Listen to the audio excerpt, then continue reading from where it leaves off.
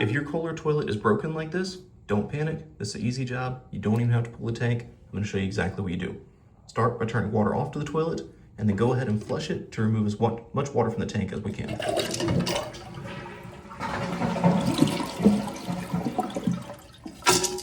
With that done, we're going to take the centerpiece and rotate it a quarter turn counterclockwise. Should then be able to pull straight up. With the canister removed, just remove this piece completely.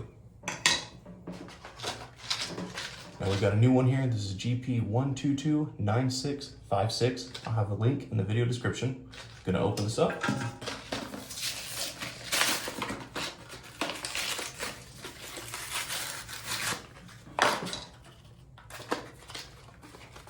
Start with the new black piece here.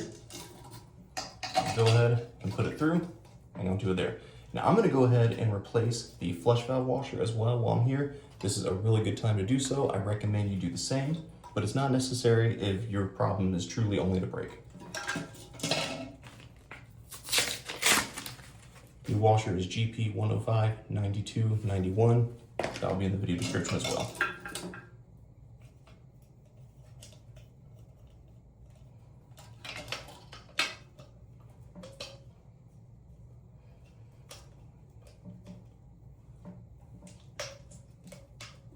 Go.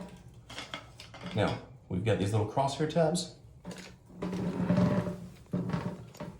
We're going to line those up down below and give it a quarter turn.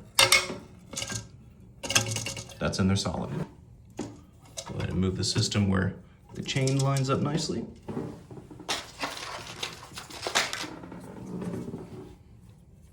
We'll get our new top.